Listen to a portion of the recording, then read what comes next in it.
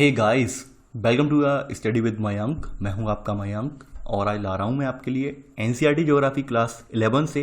देखिए यहाँ पर आपकी बुक नंबर 2 चल रही है, भौतिक भूगोल के मूल सिद्धांत। इसी क्रम में आज आपका जो है अध्याय नंबर 14वां है। यहाँ पर हम महासागरीय जल का संचरण जानेंगे कि महासागरीय जल में किस प्रकार का संचरण होता है। तो यहाँ पर क्षैतिज और ऊर्ध्वाधर दोनों प्रकार का जल संचलन जो है महासागरीय जल में जो होता है उसके बारे में हम यहाँ पर अध्ययन करेंगे। तो चलिए स्टार्ट करते हैं आज का वीडियो। देखते हैं मैं क्या क्या डिस्कस करना है यहाँ पर और क्या क्या नोट डाउन करना है। बात कर लेते हैं इस अध्याय की। देखिए यहाँ पर आप सभी लोग जानते हैं कि महासागरीय जल का संचलन यहाँ पर किसी एक कारक पर निर्भर नहीं करता है, बल्कि यहाँ पर इसकी कुछ भौतिक विशेषताएं भी होती हैं, कुछ बाह्य कारक भी होते हैं, बाह्य बल भी होते हैं, जिसकी वजह से महासागरीय जल का संचलन होता है। ये बात आप जानते हैं। जैसे पृथ्वी पर लगने वाले विभिन्न प्रकार के बल हैं, बाहरी बल भी हैं, कुछ पृथ्वी पर को अपने अक्ष पर घूर्णन के कारण लगने वाले बल भी हैं। तो ये सब चीज़ें क्या है, ये सब महासागरीय जल के उथल पुथल में या फिर महासागरीय जल के संचलन में ये सब चीज़ें सहायक होती हैं। तो वही बात यहाँ पे बताई गई है कि भाई महासागरीय जल जो है वो आप जानते हैं कोई स्थिर नहीं है, स्थिर कारक नहीं है, बल्कि ये गतिमान रहता है, गतिशील है। और गतिशील होने का रीजन क्या है? रीजन है यहाँ पर यानी महासागरीय जल की भौतिक विशेषताएं जैसे तापमान, खारापन और घनत्व, और इस बाह्य बल जैसे सूर्य, चंद्रमा और वायु अपने प्रभाव से क्या करते हैं, महासागरीय जल को गति प्रदान करते हैं। तो यहाँ पर ये पहला पॉइंट आप लिख लेना कि महासागरीय जल की भौतिक विशेषताएं, ठीक है। और फिर यहाँ से लेकर यहाँ तक आप भी पहला पॉइंट नोट कर लेना। अब देखिए महासागरीय जल में भी दो तरह का संचलन होता है। एक तो क्षैतिज आप जानते हैं ये क्षैतिज वे में है, और ये जो है ऊपर नीचे ये, ठीक है, यानी ये ऊर्ध्वाधर है। यानी ये वाला कैसा है, ऊर्ध्वाधर है, ये क्षैतिज वाला है। ये बात आप जानते हैं, यानी कि ये बार बार अब तो रट गया हुआ है ऊर्ध्वाधर और क्षैतिज के बारे में। तो यहाँ पर जो महासागरीय धाराएं हैं और यहाँ पर जो लहरें हैं ये क्षैतिज गति से संबंधित हैं। यहाँ पे सेकंड पॉइंट आप नोट कर लेना, महासागरीय धाराएं व लहरें क्षैतिज गति से संबंधित हैं। यानी हम महासागरीय धाराएं जो हैं वो अभी इस चैप्टर के एंड में देखेंगे और लहरों के बारे में अभी देख लेंगे। लहरें या वेव्स या तरंग हैं, ठीक है। तो ये क्या है, क्षैतिज गति से संबंधित हैं। अब देखिए यहाँ पर अगर हम बात करें महासागरीय धाराओं की, तो महासागरीय धाराओं से क्या होता है यहाँ बताया गया है। जो महासागरीय धाराएं हैं आपकी, तो महासागरीय धाराएं एक निश्चित दिशा में बहुत बड़ी मात्रा में जल का लगातार बहाव है। यानी महासागरीय धाराओं में क्या होता है कि एक निश्चित दिशा में क्या होता है कि लगातार बहुत बड़ी मात्रा में जल का बहाव होता है, जबकि तरंगों में क्या होता है, केवल जल की क्षैतिज गति होती है। तरंगों में क्या है, केवल जल के अंदर तरंगें जो है क्षैतिज गति में मूव करती हैं, ठीक है। अब देखिए इनमें डिफरेंस क्या है, तरंग में और लहर धाराओं में। डिफरेंस ये है कि भाई धाराओं में तो पानी जा रहा है, पानी मूवमेंट हो रहा है, लेकिन तरंगों में जहाँ पर जो है, तरंगों में किसी प्रकार का जल में मूवमेंट नहीं होता है। यहाँ पर तरंगें होती हैं जल के सहारे, वो अपना रास्ता तय करती हैं। यानी कि समझने की बात है, तरंगें यहाँ पर जो होती हैं वो जल में, यानी जल के साथ साथ अपना रास्ता तय करती हैं। यानी यहाँ पर जल नहीं मूव करता है, जल नहीं जाता है कहीं भी, लेकिन तरंग यहाँ से निकल जाती है, ठीक है। तो यहाँ पर नोट कर लेना इसी में, यानी तो आपने पहला सब पॉइंट नोट कर लिया होगा। अब सेकेंड सब पॉइंट यहाँ लिख लेना इसमें, धाराओं में जल एक स्थान से दूसरे स्थान पर पहुंचता है, जबकि तरंगों में जल गति नहीं करता। अब देखिए ये तो आपकी क्षैतिज गति से संबंधित थे कारक। अब आपकी ऊर्ध्वाधर गति वाले कारक कौन कौन से हैं? तो ऊर्ध्वाधर गति वाला कारक है आपका ज्वार भाटा। ज्वार भाटा जो है वो ऊर्ध्वाधर गति से संबंधित है। ज्वार भाटा आप जानते हैं, यानी समुद्र के जो है, यानी कि आप देखते होंगे जो समुद्र के किनारे वगैरह है वहां पर समुद्र का तल ऊपर बढ़ उठ जाता है, कभी नीचे गिर जाता है। ऐसा क्यों होता है? ऐसा सूर्य और चंद्रमा की गति की वजह से होता है। सूर्य और चंद्रमा की गति की वजह से होता है, क्योंकि गुरुत्वाकर्षण बल का प्रभाव है यहाँ पर, ठीक है। ऊपर से कोरियोलिसिस बल का प्रभाव भी लगता है। तो इस वजह से यहाँ पर जो समुद्र तल है वो कभी ऊपर उठ जाता है और कभी डाउन हो जाता है। ये बात हम पहले क्लास 6-7 में क्लियर करके आए थे माइंड में, यहाँ पर अभी हम नोट डाउन कर लेंगे आगे चल के। तो ये ऊर्ध्वाधर गति बोली जाएगी, ज्वार भाटा वाली गति, यानी क्योंकि जल जो है ऊपर उठ रहा है और डाउन भी हो रहा है, तो ये क्या है, ये ऊर्ध्वाधर गति की पहचान है। तो यहाँ पर आप लिख लेना अगला पॉइंट, जो है ज्वार भाटा ऊर्ध्वाधर गति से संबंधित है।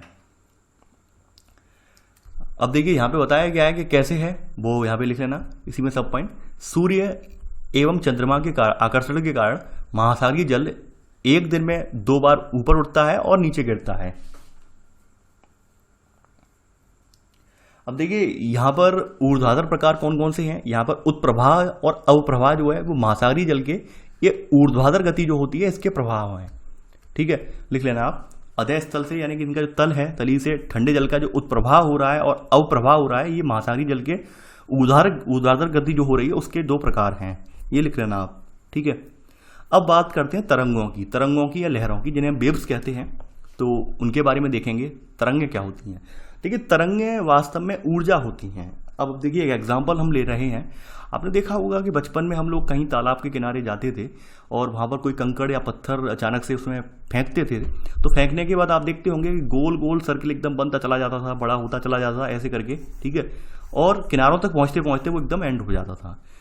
लेकिन उसमें क्या था, पानी थोड़ी ना आगे पीछे हुआ, वो उसमें जो आप देखते थे इस तरह का गोल गोल सर्किल, रिप्पल के रूप में जिसे हम बोलते हैं, ठीक है, रिप्पल बोलते हैं जिसे हम, तो वो जो सर्किल होता था वो वास्तव में तरंगों की गति होती थी, तरंग मूव करती थी। यानी तरंग यहाँ पे उत्पन्न हुई, उत्पन्न होने के बाद धीरे धीरे सर्किल के रूप में बढ़ती बढ़ते बढ़ते बढ़ते और किनारों पर जाके पहुंच के एंड हो गई, यानी तरंगों वाली एनर्जी यहाँ पे किनारों पर जाकर निकल गई। तो वो हम तालाबों में देखते थे। ठीक उसी प्रकार की जो यहाँ पर जो तरंगें हैं वो महासागरों में भी बनती हैं। लेकिन महासागरों में तरंगे बनने का रीजन होता है वायु, यानी हवा। तो हवा से वहाँ पर उन्हें ऊर्जा मिलती है। ऊर्जा उपरांत, जहाँ पे ऊर्जा जब बनने के उपरांत क्या होता है, यहाँ पे तरंगें निर्मित होती हैं। तो तरंगों में भी यहाँ पर उसी प्रकार की, ठीक जैसे हम तालाबों में गति देखते थे तरंगों की, ठीक वही गति हमें यहाँ पर भी देखने को मिलती है। ठीक है, ये कॉन्सेप्ट वही है, कुछ कॉन्सेप्ट बदला नहीं है। यानी हम ये सब चीज़ें बचपन से देखते आ रहे हैं, थोड़ा बस कोरिलेट करना है हमें। तो यहाँ पर तरंगे डाल लेना, हेडिंग तरंगे। तो यहाँ पर आप इसमें लिख लेना, तरंगे क्या है? तरंगे वास्तव में ऊर्जा है, ठीक है। और ये गति कैसे करती हैं? तरंगों में जल कण जो होते हैं वो छोटे वृत्ताकार रूप में गति करते हैं। यानी मैंने आपको बताया था, हम तालाब में जब कोई पत्थर फेंकते हैं तो क्या होता है, एकदम इस तरह का, यानी ये होता है एकदम बनता चला जाता है, बड़ा सा एकदम होता चला जाएगा वृत्ताकार रूप में, यानी तरंग जो है गति करने लगती है। तो आपने लिख लिया होगा पहला पॉइंट। अब देखिए, ये हमें ऊर्जा कहाँ से प्रदान होती है? यहाँ पर जो वायु है वो जल को ऊर्जा प्रदान करती है। इससे क्या बनती है? इससे तरंगें उत्पन्न होती हैं। ये पहले का पहला सब पॉइंट है। आगे बढ़ते हैं। अब देखिए, वायु की वजह से क्या होता है? वायु की वजह से क्या होता है कि भाई तरंगें महासागर में गति करती हैं और जो ऊर्जा होती है वो तटरेखा पे पहुंच के निर्मुक्त हो जाती है, निकल जाती है। ये आप लिख लेना, वायु के कारण महासागर में गति करती हैं, ठीक है। वायु के कारण तरंगें जो होती हैं वो महासागर में मूव करती हैं, यानी मूवमेंट करती हैं, और ऊर्जा इनकी जो होती है, एनर्जी जो बन रही है, मैंने बताया था तालाबों में भी आप देखते होंगे जो गोला बनता था वो धीरे धीरे बड़ा होता जाता था, लेकिन वो जैसे किनारों पर पहुंच के क्या हो जाता था, एंड हो जाता था। क्यों?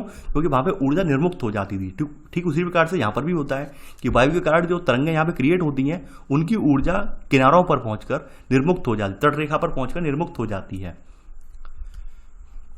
अब देखिए, ये ऊपर आप ये जान चुके हैं तरंगें जो हैं किस प्रकार की गति से संबंधित हैं, क्षैतिज गति से संबंधित हैं।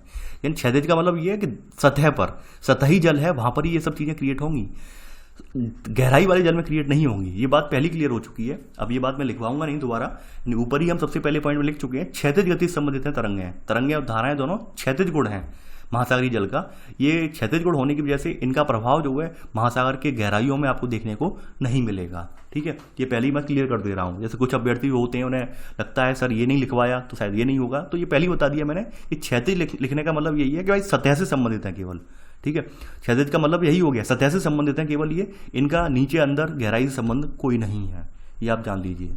तो आपने ये पहले के दोनों सब पॉइंट नोट कर लिए होंगे। आगे बढ़ते हैं। अब देखिए, यहाँ पर सेकंड पॉइंट में वही है कि जैसे ही एक तरंग महासागरीय तट पर पहुंचती है इसकी गति कम हो जाती है, क्योंकि ऊर्जा निर्मुक्त हो जाती है, तो ऑब्वियस सी बात इसकी गति कम हो जाएगी। अब देखिए, यहाँ पे सेकंड पॉइंट नोट कर लिया है। आगे यहाँ पर थर्ड पॉइंट यहाँ देखते हैं। थर्ड पॉइंट में कहा गया है कि यहाँ पर कि बड़ी तरंगें जो होती हैं वो खुले महासागरों में पाई जाती हैं। बड़ी बड़ी जो तरंग होती हैं वो कहाँ पर पाई जाती हैं? खुले महासागरों में पाई जाती हैं। अब देखिए, जो अधिकतर जो तरंगें हैं, तरंगों के बनने की प्रवृत्ति ये होती है, ये जल की विपरीत दिशा में गति से उत्पन्न होती हैं। यानी अधिकतर तरंगें वायु के जल की विपरीत दिशा में गति से उत्पन्न होती हैं। यानी वायु जब जल के विपरीत दिशा में गति करता है तब क्या होता है, तब एक ऊर्जा उत्पन्न होती है जल में और वहां से तरंगें उत्पन्न होती हैं, ठीक है। यानी कि यहाँ पर मान लो इस दिशा में जल बह रहा है और इस दिशा में वायु जा रही है, तब यहाँ पर जो है क्या होगा, इसके सरफेस पर तरंगें उत्पन्न होंगी। मान लीजिए वायु भी इस दिशा में जा रही है, जल भी इस दिशा में बह रहा है, तो यहाँ पर कोई तरंगें उत्पन्न नहीं होंगी, ठीक है। आप समझ गए होंगे इमेज से। तो यहाँ पर आपने थर्ड का सब पॉइंट नोट कर लिया होगा। अब देखिए, यहाँ पर एक बात लिखी हुई है, यहाँ पर जब दो नॉट, देखिए नॉट एक इकाई है, तरंग को मापने की इकाई है। मैं दिखा दे रहा हूँ यहाँ पर, जो हम तरंग, यानी कि हम यहाँ पे नीचे आते हैं थोड़ा, तरंग गति, ठीक है। यानी जल के माध्यम में तरंग गति को मापने की जो इकाई है उसे नॉट में मापा जाता है इसे, ठीक है। ये नॉट में मापने की इकाई है, नॉट ये, ठीक है। यानी कि आपने अगर विज्ञान पढ़ी है तो आप ये सब चीज़ें जानते होंगे, यानी नॉट क्या होता है, तरंग दैर्ध्य क्या होती है, ये सब सरसरी नज़र से हम आपको एक बार भी पढ़वा देंगे, यानी कि लिखवाएंगे नहीं, क्योंकि ये सब कॉन्सेप्ट आप ऑलरेडी पढ़कर आ रहे हैं, यानी क्लास 9 से आपने पढ़े हैं कॉन्सेप्ट ये वाले, तो इसलिए मैं यहाँ पर ये नोट डाउन नहीं करवाऊंगा, क्योंकि साइंस का सब्जेक्ट नहीं है ये, जो कि एक एक चीज़ यहाँ पे बताऊँ मैं ये, तो यहाँ पर जितना इंपॉर्टेंट होगा वो मैं बता दूंगा मैं। तो यहाँ पर नॉट जो है, नॉट क्या है, तरंग दैर्ध्य को हम जो तरंग होती है, तो तरंग को मापने की इकाई है उसे नॉट में मापते हैं इसे। तो यहाँ पर अगला पॉइंट आप नोट कर लेना, चौथा पॉइंट, कि जब 2 नॉट या उससे कम वाली समीर, समीर का मतलब जानते हैं हवा, शांत जल पर बहती है, यानी बिल्कुल स्थिर जल पर बहती है, तब छोटी छोटी उर्मिकाएं यानी रिपल्स, रिपल का मतलब समझ रहे हैं, यानी जो आप गोले बनते हैं, जैसे हम तालाब पर जो फेंक देते हैं, पत्थर फेंकते हैं, तो क्या होता है, एकदम टिप के साथ एकदम इस तरह के गोल गोल गोले बनते चले जाते हैं बड़े बड़े, तो इसे रिपल्स बोलते हैं, ठीक है, यानी उर्मिकाएं, हिंदी में इसे उर्मिका कहते हैं, ठीक है। तो उर्मिकाएं बनती हैं और वायु की गति के बढ़ने के साथ साथ क्या होता है, इनका आकार बढ़ता चला जाता है, यानी यही आप देखते होंगे, वायु की गति जैसे जैसे बढ़ती है तो इनका आकार तालाब वगैरह में भी बढ़ता चला जाता है, यानी इनमें तरंग जो होती है बढ़ती चली जाती है और किनारों पर जाके वो निर्मुक्त हो जाती है, ये आप देखते होंगे। तो यहाँ पर वही बताया गया, कंडीशन बताई गई, कम से कम 2 नॉट या उससे कम वाली समीर होनी चाहिए, ठीक है। तो ये आपने लिख लिया होगा। आगे बढ़ते हैं। अब देखिए यहाँ पर अगला पॉइंट यहाँ बताया गया है कि भाई युवा तरंगें जो होती हैं ये अपेक्षाकृत ढाल वाली होती हैं, यानी जो युवा तरंगें जो आप देखते हैं वो ढाल वाली तरंगें होती हैं, और ये कहाँ पाई जाती हैं, स्थानीय वायु के कारण बनती हैं, यानी स्थानीय वायु चलती है समुद्र वगैरह में, तो वहाँ पर युवा तरंगें बनती हैं। वहीं कम और नियमित गति वाली जो तरंगें होती हैं ये दूरस्थ स्थानों में पाई जाती हैं। कहाँ पे बनती हैं, दूरस्थ, यानी कि जो किनारे वगैरह है, महासागरीय किनारे वगैरह है, वहाँ से दूर के स्थानों पर कहाँ पाई जाती हैं, ये जो है स्थायी तरंगें यानी कि नियमित गति वाली तरंगें पाई जाती हैं। तो ये 5वां पॉइंट और 5वें का सब पॉइंट आपने नोट कर लिया होगा। अब देखिए तरंग, तरंग का मतलब आप समझ ही रहे होंगे, वेव, यानी आप देख पा रहे हैं एक बार उठ रहा है, एक बार नीचे गिर रहा है, इस तरह से, ठीक है। तो वही होता है शीर्ष पतन, नीचे गिर रही है, ऊपर उठ रही है, ठीक है, ये बात आप जान रहे, तरंग है ये। तो यहाँ पर तरंगों में ऊपर और नीचे उठने का जो प्रवृत्ति है क्यों होती है, ये होती है गुरुत्वाकर्षण बल के कारण। तो यहाँ 6वां पॉइंट यहाँ यही कह रहा है आपका कि तरंगें जो है ये गति करती हैं क्योंकि वायु जल को प्रवाहित करती है, जबकि गुरुत्वाकर्षण बल क्या होता है, तरंगों के शिखरों को नीचे की ओर खींचता है। ये तरंग जो ऐसे आगे बढ़ रही है उसे नीचे खींचेगा, और ये नीचे खींचने की वजह से क्या होता है, ये नीचे वाला जो जल है ये फिर से ऊपर धक्का लगाता है, तो फिर से ऊपर ये इस तरह से वेव चलने लगती है, ठीक है। यही इस गति से ये तरंगें आगे बढ़ती चली जाती है। यानी एक जो यहाँ पर गर्तिका बन रही है, गर्तिका क्या होती है, जल को फिर से उभार दे देती है, उभार देने की वजह से जल फिर से उठता है, और फिर से उठने की वजह से क्या होता है, गड्ढा फिर क्रिएट होता है, ऐसे करके तरंग जो होती है आगे बढ़ती चली जाती है, ठीक है। तो 6वां पॉइंट आपने नोट कर लिया होगा। अब देखिए बताया गया है कि भाई तरंगों के नीचे जो जल बहता है उनकी गति वृत्ताकार होती है। वृत्ताकार का मतलब वही, यानी कि जो रिप्पल बनती है, रिप्पल टाइप, तो उसी प्रकार की वृत्ताकार गति आपको देखने को मिलेगी। तो ये तो आपकी तरंग हो गई, तरंगों के बारे में आपने जो डाउट्स थे वो आपके क्लियर हो गए, तरंग आपने देख ली। अब देखिए यहाँ पर तरंगों की विशेषताएं बताई गई हैं, यहाँ पर हम ये कुछ चुनिंदा बिंदुओं को आपको बता दे रहे हैं, लिखना नहीं है। देखिए यहाँ बताया गया तरंग शिखर और गर्त, यानी कि यहाँ पर एक तरंग का जो उच्चतम और निम्नतम बिंदु होता है उसको शिखर और गर्त कहा जाता है। मैं मैप दिखा दे रहा हूँ, यानी कि ये शिखर हम मान सकते हैं, और इसका ये वाला जो हिस्सा है इसे गर्त बोल सकते हैं। यानी ये शिखर है, ऊंचाई वाला हिस्सा है, और ये गर्त वाला हिस्सा है, ठीक है। तो ये क्या हो गया आपका, ये तरंग का शिखर और गर्त हो गया। तरंगों की ऊंचाई, यानी तरंगों की ऊंचाई जो अधः स्थल, यानी आपका जो नीचे जो तली है, तली से यानी बताया गया एक तरंग के गर्त के अधः स्थल से शिखर के ऊपरी भाग तक की ऊर्ध्वाधर दूरी होती है, वो तरंग की ऊंचाई होती है, ठीक है। यानी तरंग का जो गर्त वाला हिस्सा है, यानी तरंग के गर्त के अधः स्थल, जो गर्त का अधः स्थल है ये वाला जो रीजन है, यहाँ से इस वाले रीजन की जो ऊंचाई होगी, ऊर्ध्वाधर ऊंचाई होगी, वो क्या होगी, वो तरंग की ऊंचाई मानी जाएगी, ठीक है। यानी मान लेते हैं इस तरह से तरंग बह रही है, तो ये यहाँ से जो ऊंचाई है ये क्या है, तरंग की ऊंचाई बोली जाएगी, ठीक है। तो ये नोट नहीं करना है। तरंग का आयाम, तरंग का आयाम का मतलब है ऊंचाई का आधा, यानी ऊंचाई का हाफ कर देंगे तो तरंग का आयाम निकल आएगा। इस तरह से ये आयाम निकल आया, ये क्या है, ये आयाम बन जाएगा। ये हम यहाँ पे अगर बीच में से कर दें ऐसे करके डिवाइड, तो ये आयाम बन गया, तरंग का आयाम, ठीक है। आगे बढ़ते हैं। तरंग काल, यानी कि एक निश्चित बिंदु पर 2 शिखर या गर्तों के बीच का जो समय अंतराल है, यानी कि यहाँ से यहाँ पहुंचने में समय अंतराल लग रहा है, यहाँ से इसे यहाँ पहुंचने में, यहाँ से इसे पुनः यहाँ पहुंचने में लग रहा है, यानी गर्त से ऊपर ऊर्ध्वाधर ऊंचाई तक पहुंचने में, शिखर तक पहुंचने में समय लग रहा है, उसे हम तरंग काल कहते हैं। तरंग दैर्ध्य क्या कहते हैं, यानी 2 लगातार शिखरों के बीच, यानी 2 लगातार शिखर हैं, इनके बीच के जो गर्त की दूरी है, ठीक है, तो शिखरों या गर्तों के बीच की जो क्षैतिज दूरी होती है उसको हम तरंग दैर्ध्य कहते हैं। यानी कि यहाँ पे मैं इमेज बना दे रहा हूँ कि ये हो गया आपका, ये तरंग है, वेव है। तो इनके ये या तो इन दो शिखरों के बीच की दूरी या फिर इन दो गर्तों के बीच की दूरी जो होगी ना, वो तरंग दैर्ध्य कहलाएगी। ठीक है। तरंग गति में भी बताया गया है, वो नॉट में नापा जाता है। तरंग आवृत्ति यानी 1 सेकंड में इनका समय अंतराल में जो मापा जाता है वो तरंग आवृत्ति हो जाएगी। ये पूरा साइंस का कॉन्सेप्ट है। अब देखिए, इसको हमने केवल अपने माइंड में क्लियर कर लिया, इसका हमारे लिए कोई ज़्यादा योगदान नहीं था। बिल तरंग के बारे में हमने देखा, तरंगें क्यों बनती हैं महासागरों में वो हमने जान लिया, रीजन क्या है वो भी हमने देख लिया, वायु की वजह से बनती हैं, किस तरह से ऊर्जा निर्मुक्त होती है वो भी हमने देख लिया। ठीक है। अब इसके बाद ये तो क्षैतिज गति वाला कारक था। देखिए, क्षैतिज गति वाला आपने तरंग वाला यहाँ पे एक कारक पढ़ा है। इसका दूसरा वाला जो कारक है जो है महासागरीय धाराएं, वो इस चैप्टर के एंड में दिया हुआ है। अब देखिए, यहाँ पर एक कहानी और है इस चैप्टर के बारे में। कहानी ये, चैप्टर तो मात्र आपका 7 पेज का है, मात्र 7 पेज का है, लेकिन इसका जो सेकंड पार्ट बनेगा ना, वो आपके फर्स्ट पार्ट से ज़्यादा बड़ा बनेगा। क्यों? क्योंकि वहाँ पर मुझे सारे फैक्ट जो हैं वो दूसरी स्टैंडर्ड बुक से लिखवाने पड़ेंगे। क्योंकि वहाँ पे उन्होंने क्या किया है, ये पहले मैं क्लियर कर दे रहा हूँ कि वहाँ पर उन्होंने केवल ये इमेज दिखा दिया है कि इस इमेज की सहायता से आप लिख लेना, लेकिन इस इमेज की सहायता से अगर मैं आपको इमेज पकड़ा दूं तो आप शायद नहीं लिख पाएंगे। यहाँ पर मुझे सारे जो कारक हैं, धाराएं हैं, गर्म कौन सी है, ठंडी कौन सी है, क्योंकि इनसे हमेशा 1 या 2 प्रश्न आपके पीसीएस एग्जाम में और यूपीएससी एग्जाम में खासकर पूछे जाते हैं। इसलिए यहाँ पर मुझे स्टैंडर्ड बुक का सहारा लेना पड़ेगा और स्टैंडर्ड बुक से आपको ये सब धाराएं जो है एक एक करके लिखवानी पड़ेंगी कि कौन से समुद्र में, कौन से महासागर में कौन कौन सी धाराएं चल रही हैं। ठीक है। तो इसलिए हमने यहाँ पर जो चैप्टर है, चैप्टर तो छोटा था इसलिए इसे हमने 2 भागों में विभक्त कर दिया है। नहीं, कुछ अभ्यर्थी मुझे कमेंट करके कहेंगे कि सर ये चैप्टर छोटा था, आप एक में कर सकते थे, लेकिन नहीं, क्योंकि यहाँ पर सेकंड पार्ट जो होगा वो इससे बड़ा होगा। अब बात करते हैं इसका अगला जो गति जो होती है महासागरीय जल में, ऊर्ध्वाधर गति जो होती है वो होती है ज्वार भाटा वाली। ज्वार का मतलब आप जानते हैं, जब महासागरीय जल ऊंचाई पर पहुंचता है उसे ज्वार की स्थिति बोलते हैं, नीचाई में आता है एकदम गिर जाता है उसे भाटा बोलते हैं। ये बात आप पढ़कर आए हैं, जानते भी हैं। तो ज्वार भाटा में होने का रीजन आप जानते हैं, चंद्रमा और सूर्य का आकर्षण बल यहाँ पे कार्य करता है, जिसकी वजह से ज्वार भाटा लगता है। तो यहाँ पर वही ज्वार भाटा वाली आप देखेंगे। यहाँ पर पहला पॉइंट, इसमें पहला पॉइंट आप नोट करेंगे, चंद्रमा एवं सूर्य के आकर्षण के कारण दिन में 1 बार या 2 बार समुद्र तल का नियतकालिक उठने या गिरने को हम क्या कहते हैं, इसको हम ज्वार भाटा कहा जाता है। इसको क्या कहते हैं हम?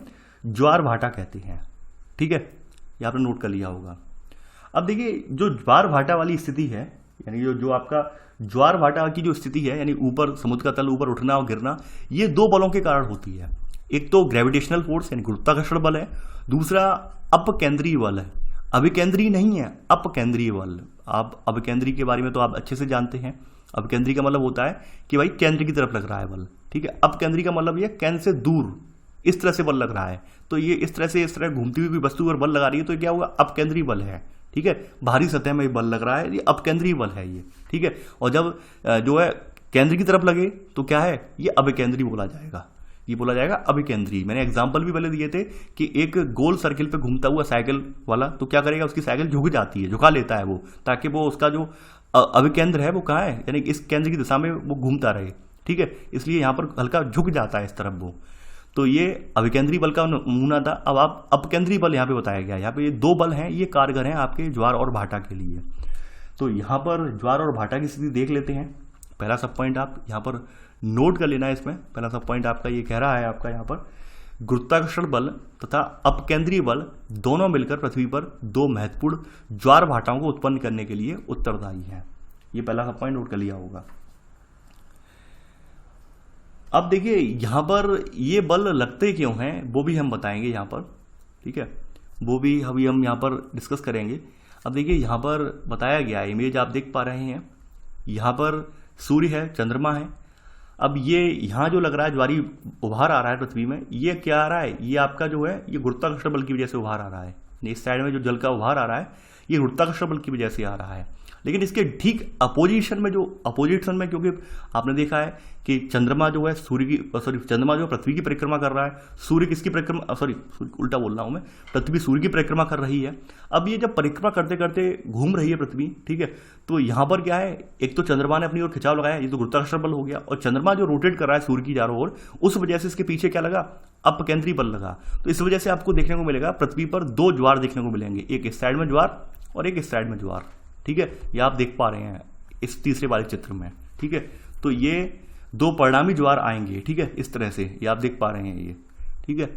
तो यहाँ पर अब आप लिख लेना इसी में सब पॉइंट करके, पहला सब पॉइंट लिख लिया, सेकंड सब पॉइंट लिखेंगे कि पृथ्वी के धरातल पर चंद्रमा के निकट, पृथ्वी के धरातल पर चंद्रमा के निकट वाले भागों में अपकेंद्रीय बल की अपेक्षा गुरुत्वाकर्षण बल होता है, अधिक होता है, और इसलिए यह बल चंद्रमा की ओर ज्वारीय उभार का कारण है। इसलिए क्या है, ये ज्वारीय उभार का ये कारण है। इमेज मैंने आपको दिखाया है, यानी पृथ्वी के धरातल पर जो चंद्रमा के निकट वाले भाग हैं तो वहां पर अपकेंद्रीय बल की जगह क्या होता है, वहां पर गुरुत्वाकर्षण बल होता है, ठीक है। तो इसलिए वहां पर क्या आता है, ज्वारीय उभार आता है। अब चूंकि मैंने आपको बताया था अपकेंद्र का मतलब क्या होता है, केंद्र से बाहर की ओर लग रहा है, यानी पृथ्वी क्या है, पृथ्वी घूर्णन कर रही है, पृथ्वी जो परिक्रमा लगा रही है, परिक्रमा लगाने की वजह से क्या होता है कि कुछ पदार्थ जो होते हैं वो बाहर की तरफ निकलने की प्रवृत्ति उनकी होती है, यानी अपकेंद्र की वजह से कुछ चीजें होती हैं वो बाहर की तरफ भागने की कोशिश करती हैं। तो इस वजह से क्या होता है कि भाई एक तरफ तो यहाँ पे खिंचाव लग रहा है, किसका, चंद्रमा का लग रहा है, तो यहाँ पर एक उभार आया, ज्वार आया। अब चूंकि पृथ्वी रोटेट भी कर रही है तो यहाँ पे अपकेंद्रीय बल लगने की वजह से इसके अपोजिट डायरेक्शन में भी यहाँ पे उभार आता है, ठीक है। तो ऐसे करके यहाँ पे दो ज्वार आपको देखने को मिल जाते हैं। तो यहाँ पर अब आप नोट कर लेना, आप इसी में ही आप थर्ड सब पॉइंट नोट कर लेना यहाँ पर कि चंद्रमा का गुरुत्वाकर्षण पृथ्वी के दूसरी तरफ कम होता है। देखिए ये थर्ड सब पॉइंट नहीं है, ये सब पॉइंट ही है इसका, यानी सेकंड सब पॉइंट का ए सब पॉइंट लिख लेना इसमें कि चंद्रमा का गुरुत्वाकर्षण पृथ्वी के दूसरी तरफ कम होता है क्योंकि यह भाग चंद्रमा के अधिकतम दूरी पर है और यहाँ पर क्या, अपकेंद्रीय बल प्रभावशाली होता है। कौन सा बल, अपकेंद्रीय बल प्रभावशाली होता है, ठीक है। आगे बढ़ते हैं। अब देखिए यहाँ पर अगली बात बताई गई है, अब आपका सेकंड पॉइंट है, यहाँ कहा गया है कि जहाँ महाद्वीपीय मग्न तट, मग्न का मतलब डूबे हुए तट ज़्यादा विस्तृत हैं, वहाँ पर आपको ज्वारीय उभार अधिक ऊंचाई वाले होते मिलेंगे, देखने को मिलेंगे। यानी जहाँ पर आपके महाद्वीपीय जो मग्न तट हैं वो डूबे हुए हैं, यानी महाद्वीपीय के किनारे वाले तट हैं डूबे हुए मिलेंगे, तो वहाँ पर आपको ज्वारीय जो उभार है वो आपको बहुत ऊंचाई वाला देखने को मिलेगा। वहीं आप बताया गया है कि भाई तटों के पास जो ज्वारनद मुख हैं, यानी एस्चुअरी जिन्हें जानते हैं, खाड़ियाँ वगैरह हैं, इन आकृतियों में ज्वार भाटाओं की तीव्रता हम देख सकते हैं, क्योंकि सक्रिय खाड़ियाँ होती हैं तो एकदम इसमें ज्वार का जल बहुत तीव्र गति से ऊपर चढ़ता है और तीव्र गति से नीचे जाता है। वहीं बताया गया है कि भाई यहाँ पर जो आपकी ज्वार भाटा जो है ये द्वीपों के बीच से जब या खाड़ियों या ज्वारनद मुखों में ये गुजरता है तो इसे हम क्या कहेंगे, ज्वारीय धारा कहेंगे। यानी कि जो आपके महासागरों के किनारे पर यानी महाद्वीपों के किनारे पर जो ज्वारनद मुख यानी खाड़ियाँ या फिर जो इन सब में जो है जो आपका ज्वार भाटा यानी कि समुद्र का जली स्तर एकदम उठ जाएगा, उसे हम क्या कहेंगे, उसे हम ज्वारीय धारा कहेंगे। तो ये आप नोट कर लेना सेकंड पॉइंट और सेकंड के दोनों सब पॉइंट। आगे बढ़ते हैं यहाँ पर। अब देखिए यहाँ पे नोट करके एक बार लिख लेना, ये आपकी जो कनाडा की फंडी की खाड़ी है तो ये ज्वार भाटा की वजह से सबसे ऊंची स्थिति यहीं उत्पन्न होती है। तो यहाँ पर आप लिख लेना, विश्व का सबसे ऊंचा ज्वार भाटा कनाडा के नावा स्कोशिया में स्थित फंडी की खाड़ी में आता है, यानी इसकी ऊंचाई सबसे ज़्यादा होती है फंडी की खाड़ी वाले ज्वार भाटा की, ठीक है। तो ये नोट में आपने लिख लिया ये। अब आगे बढ़ते हैं। अब देखिए अगली हेडिंग है आपकी ज्वार भाटा के प्रकार। यहाँ बताए गए हैं भाई ज्वार भाटा के कौन कौन से प्रकार हैं जिनकी वजह से आपका ज्वार भाटा आता है। तो यहाँ पर सबसे पहली बात यह है कि ज्वार की जो आवृत्ति है, दिशा, गति, इनमें स्थानीय और सामयिक भिन्नता पाई जाती है। स्थानीय स्तर पर भी भिन्नता पाई जाती है और सामयिक स्तर पर भी भिन्नता पाई जाती है, यानी स्थान और समय के अकॉर्डिंग भी भिन्नता इसमें देखने को मिलती है। तो आपने पहला पॉइंट नोट कर लिया होगा। अब देखिए हम जो ज्वार भाटाएं हैं उनको हम इनकी बारंबारता के अकॉर्डिंग, यानी इनकी बारंबारता और इनकी जो बारंबारता के अलावा इनकी ऊंचाई, इसके आधार पर हमने इनको वर्गीकृत कर लिया है। तो यहाँ पर लिख लेना, इनकी बारंबारता या ऊंचाई के आधार पर इन्हें विभिन्न प्रकारों में वर्गीकृत किया जा सकता है। अब देखिए यहाँ वर्गीकृत करने के दो प्रकार हमने चुने हैं। पहला तो है आवृत्ति के आधार पर, यानी आवृत्ति जो होगी, फ्रीक्वेंसी होगी, उसके आधार पर हमने इसे डिवाइड किया है। दूसरा यहाँ पर डिवाइड हमने जो किया है वो सूर्य, चंद्रमा, पृथ्वी की स्थिति के अकॉर्डिंग डिवाइड किया है। तो ऐसे करके हमने दो स्थितियों में इसे डिवाइड किया है। पहला तो आवृत्ति के आधार पर डिवाइड किया है, यानी फ्रीक्वेंसी कितनी है, आवृत्ति कितनी है, ठीक है। और दूसरा है यहाँ पे सूर्य, चंद्रमा और पृथ्वी की गति, यानी पृथ्वी क्या तीनों एक दिशा में है या अपोजिट डायरेक्शन में, उस अकॉर्डिंग डिवाइड किया है। तो यहाँ पर आप सबसे पहले इसमें ए सब पॉइंट इसमें डाल देना, आवृत्ति पर आधारित ज्वार भाटा, ए सब पॉइंट। अब ए सब पॉइंट का ही यहाँ पर पहली सब हेडिंग जो बना लेना, अर्ध दैनिक ज्वार। ये कब आता है, यानी इसके अंतर्गत प्रत्येक दिन 2 उच्च और 2 निम्न ज्वार आते हैं अर्धदैनिक ज्वार में, और इन दोनों जो ज्वार होते हैं इनकी ऊंचाई समान ऊंचाई की होती है। ये लिख लेना आप। आगे बढ़ते हैं। दैनिक ज्वार, सेकंड सब पॉइंट, बी सब पॉइंट नहीं, सेकंड सब पॉइंट। दैनिक ज्वार में क्या होता है, प्रतिदिन केवल 1 उच्च और 1 निम्न ज्वार आता है। ठीक है, इसमें क्या होता है, प्रत्येक दिन 1 उच्च और 1 निम्न ज्वार आता है और उच्च और निम्न ज्वारों की ऊंचाई समान होती है। तीसरा ज्वार आवृत्ति के आधार पर कौन सा है, मिश्रित ज्वार। थर्ड सब पॉइंट आप डाल लेना यहाँ पर, ये क्या है, मिश्रित ज्वार है।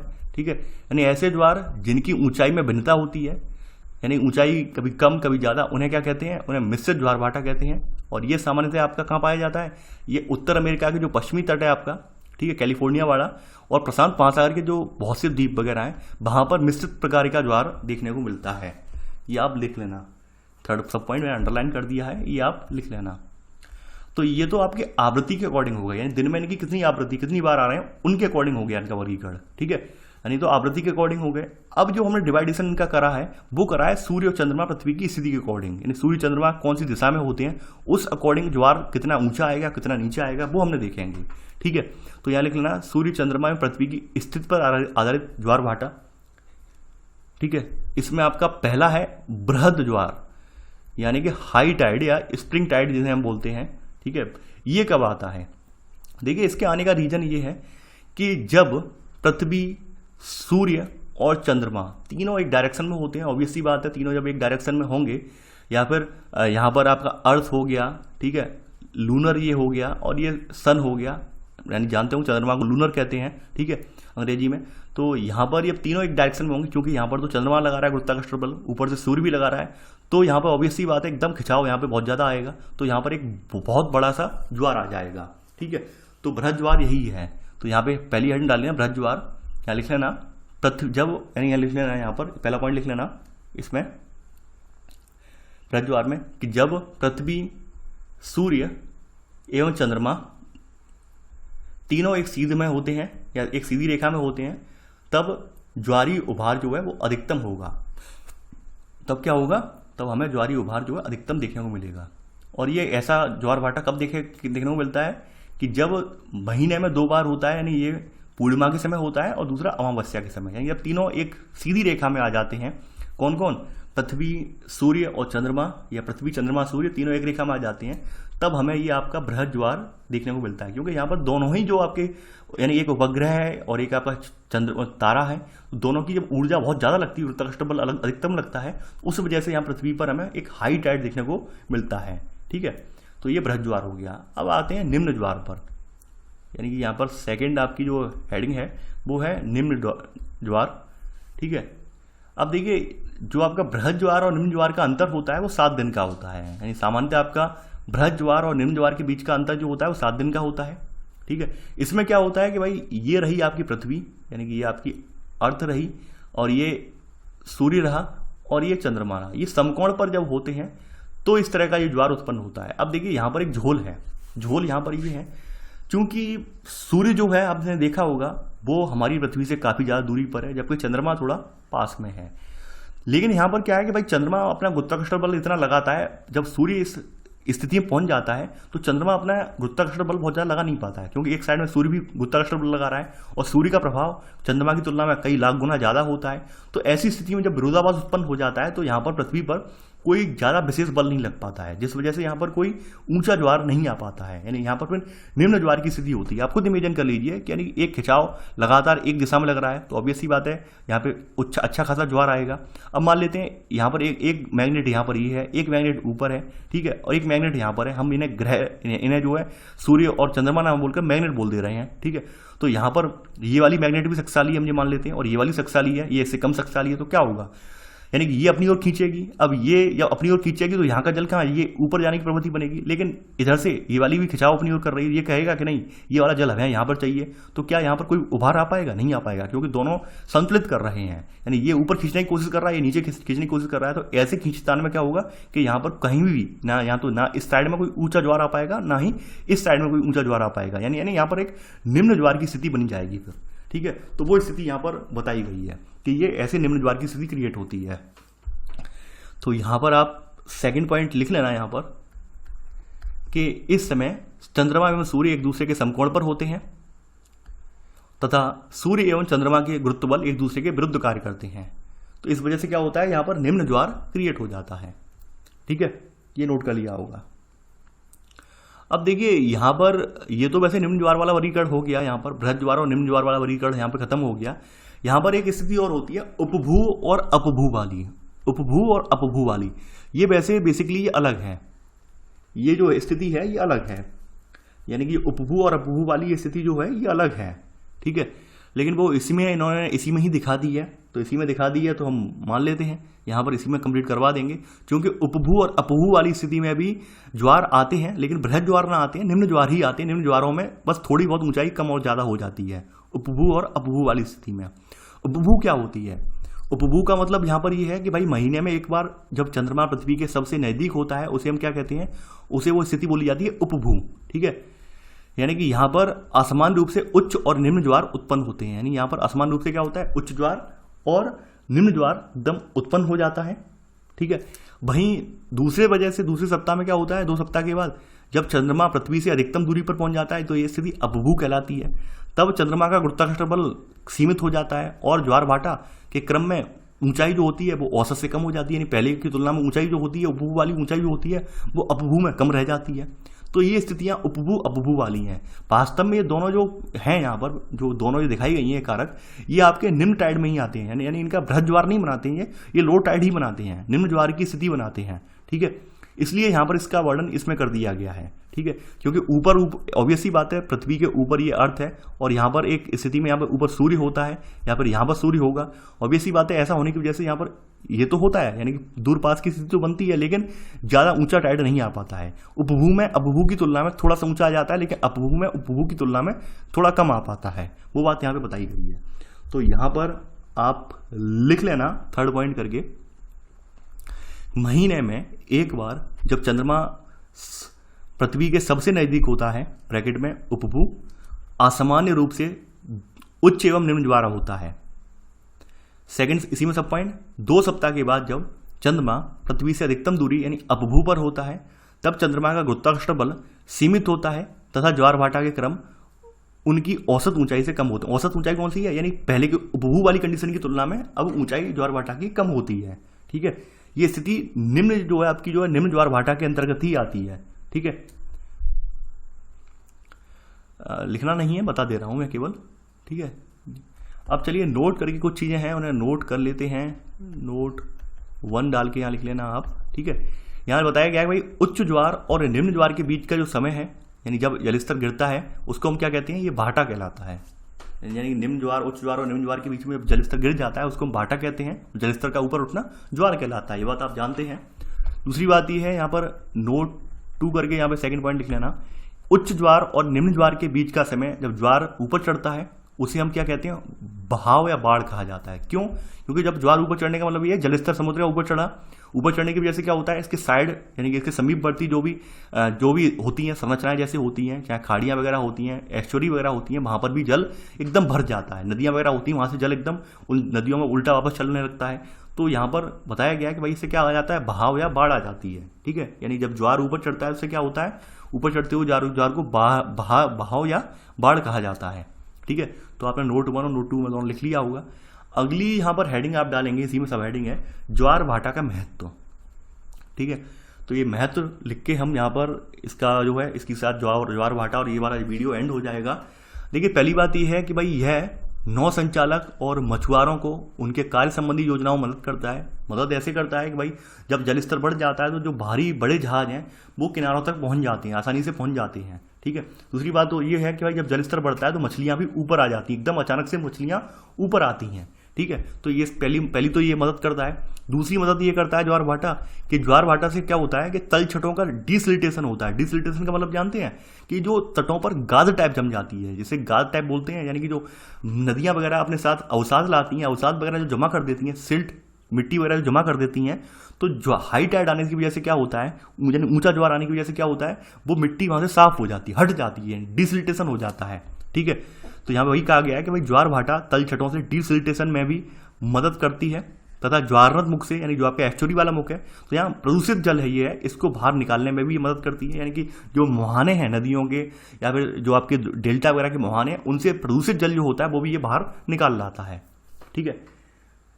तीसरा पॉइंट, आप जानते हैं कि आपका ज्वारीय ऊर्जा का प्रयोग आजकल जो है बिजली बनाने में हो रहा है, विद्युत संयंत्र में हो रहा है। तो ज्वारों का इस्तेमाल विद्युत शक्ति उत्पन्न करने में भी किया जाता है। एग्जाम्पल आपका दिया गया है कि अभी आपके हाल में ही 3 मेगावाट का शक्ति का एक विद्युत संयंत्र पश्चिम बंगाल के सुंदरवन में दुर्गा दोबानी में लगाया जा रहा है। ठीक है। इसके अलावा गुजरात की कच्छ की खाड़ी में प्रपोजल है, वहाँ पर बनाने की प्लानिंग चल रही है कच्छ की खाड़ी में। ठीक है। तो ये ज्वार भाटा का महत्व आपने देख लिया। अब देखिए कल वाले जो वीडियो में, नेक्स्ट वीडियो में जो है, कल आपका टॉपिक होगा महासागरीय धाराएं। महासागरीय धाराएं वाला वैसे पोर्शन अगर हम देखें, वैसे तो यहाँ पर इन्होंने इमेज बनाकर ये पोर्शन यहाँ पर एंड कर दिया है, लेकिन जब मैंने यहाँ पर देखा, क्योंकि इन्होंने केवल ये कह दिया भाई इमेज से आप पढ़ लेना है, इमेज से आप चीज़ें नोट डाउन कर लेना है, इस पुस्तक वालों ने खुद ये कह दिया कि आप इमेज से देख लेना।